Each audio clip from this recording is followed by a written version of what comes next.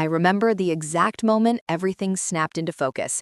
My phone buzzed with a message from a lawyer I didn't know, saying that paperwork had been finalized and the business my father built, the one I bled for, was no longer mine. It had been sold behind my back. And when I traced the trail of where the money went, I found the truth. My family had cashed out my fishing business to pay for my sister's PhD program overseas. They hadn't asked, they hadn't warned me, they hadn't even told me. They just took. And for the first time in my life, I realized that in their eyes, my sweat, my work, and my sacrifices were nothing more than a piggy bank to be broken whenever they wanted. But what they didn't know was that I had been quietly preparing for this moment, and I was already 2 steps ahead. When I was a kid, the fishing boats smelled like diesel and salt, like a mix of survival and hope.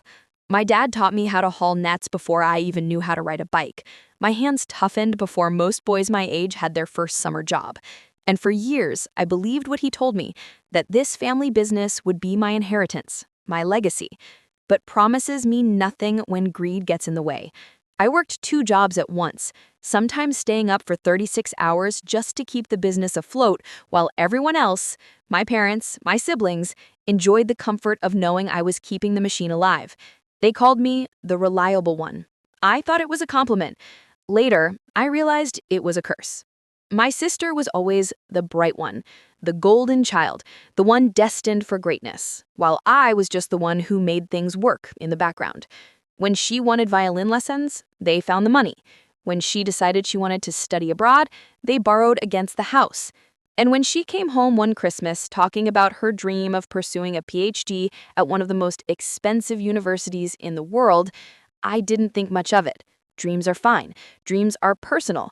But I never imagined her dream would be paid for by stealing the business I had fought for.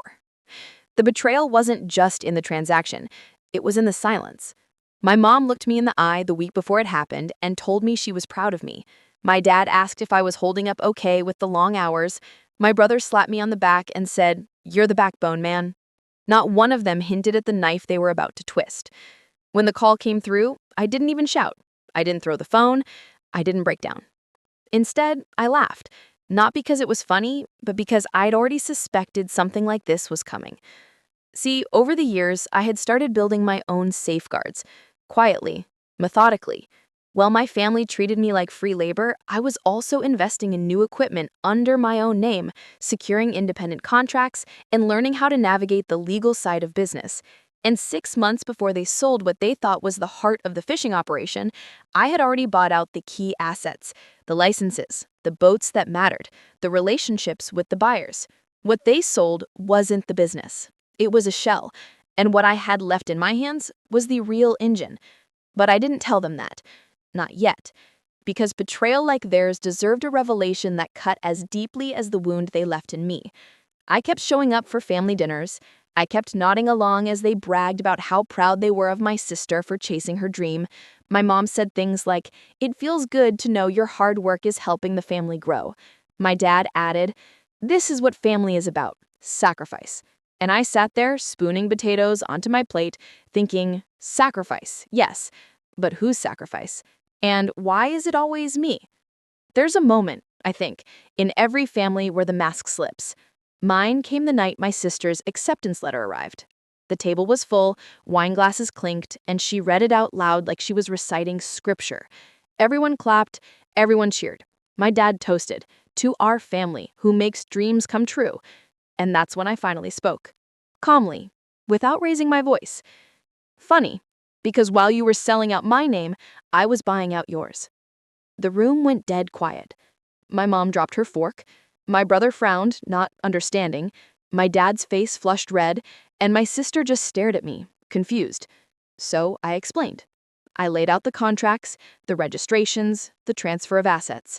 I told them the fishing business was mine, not in name only, but in substance. That the buyers they'd sold had bought nothing but an empty shell. And what they thought they had stolen my livelihood, all they had really done was prove to me, beyond a doubt, that blood is not always thicker than water. The explosion that followed was almost biblical. My father accused me of betrayal, as if I was the one who had stolen from him. My mother cried, saying I had humiliated them. My brother muttered about loyalty, And my sister, oh, she had the audacity to ask if I could still contribute to her tuition fund since she needed me. I looked her in the eye and asked a simple question. When in all these years have you ever contributed to me? She didn't answer. She couldn't. And in that silence, I found a strange kind of peace, because I finally understood that family is not always about blood. Sometimes family is the people who don't take advantage of you. Sometimes it's the crew on your boat, the ones who wake up at 3 a.m. to haul nets by your side.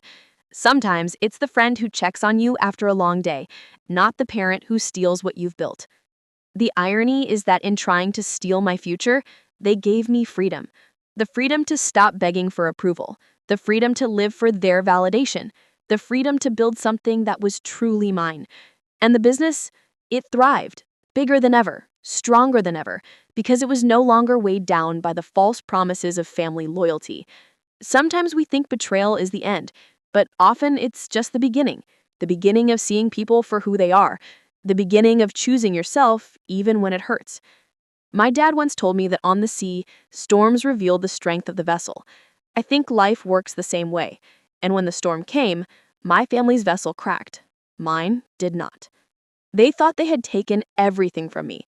Instead, they gave me the chance to finally take it all back. And maybe that's the real lesson.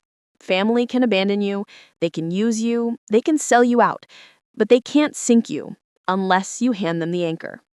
Never hand them the anchor. When the shouting died down that night, I walked out of the house and didn't look back. For the first time in years, I felt lighter. But the story didn't end at that dinner table. It was only the beginning. Because betrayal doesn't just cut once. It keeps echoing through the choices people make afterward. And my family wasn't done showing me who they really were. In the weeks that followed, I started getting calls. First, from my mother. Her tone was soft, almost pleading. She said things like, "You know we only did this for your sister. She's our chance at something bigger." As if my years of hauling nets, fixing engines, and grinding through storms were somehow small, unworthy. I told her calmly that my life wasn't her bank to drain. She cried. Then came my father, his voice sharp with anger. "You think you're better than us now, don't you? You think just because you have a few papers in your hand, you own everything? You've forgotten what family means." That line burned, because what he called family was just control, disguised as love. Then my sister called, and unlike my parents, she didn't even bother pretending. She said I was selfish. She said I owed her. She said, "Without me, you'll just be some guy running boats while the rest of the world moves on." And in that moment, I realized something powerful. She didn't just take the money. She wanted to take my dignity too. But here's the truth they never expected. I didn't need their approval anymore. I had something stronger. I had the quiet confidence of someone who survived abandonment and came back stronger. I had my business, my people, my independence. And while they wasted their energy trying to shame me, I built. The business grew. I expanded the fleet. I hired crews who reminded me of myself, young kids who just needed a chance. I offered fair pay, fair treatment, and I watched them transform from boys into men who could hold their heads high. That, to me, was legacy. Meanwhile, I started hearing whispers. My sister was struggling in her program. The funding was drying up.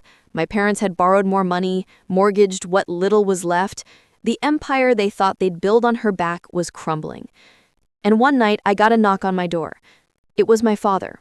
He stood there in the rain, older than I'd ever seen him look. He asked if I could help. Not with the business. He knew that was beyond his reach now. But with money. With survival. And I'll be honest, I hesitated. Because forgiveness is hard when the wound is still raw. But then I thought about everything I'd learned. Sometimes helping doesn't mean giving people what they ask for. Sometimes helping means holding up a mirror. So I told him the truth.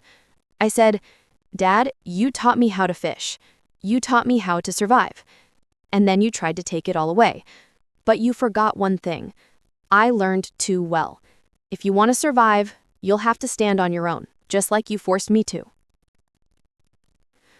He didn't argue. He just nodded, turned, and walked away. From that day on, I stopped waiting for reconciliation that would never come. I stopped hoping for apologies that would never be spoken. And I started living for me, for the people who truly stood by me, for the future I was carving out with my own 2 hands. Here's what betrayal teaches you. You can lose everything you thought you had, but if you don't lose yourself, you've already won. My family took their shot. They thought they stripped me down to nothing, but they didn't understand that nothing can't be sold, stolen, or signed away. Nothing is where rebuilding begins. Years later, when people in town talk about the fishing business, they don't remember the scandal or the betrayal or the storm of that dinner table. They remember resilience. They remember growth. They remember that when my family tried to break me, I built something greater instead. So if you're listening to this, maybe with your own story of betrayal echoing in your mind, here's what I'll tell you. You don't need their approval. You don't need their permission. You don't even need their apology. You just need the courage to keep building even when it feels like the world is rooting for you to fail. And when the storm passes, and it always does, you'll see what I saw. That strength is not given. It's taken. It's forged in betrayal, hardened in loss, and carried forward by choice. My family thought they sold my future, but the truth is, they sold their place in mine. And I've never looked back.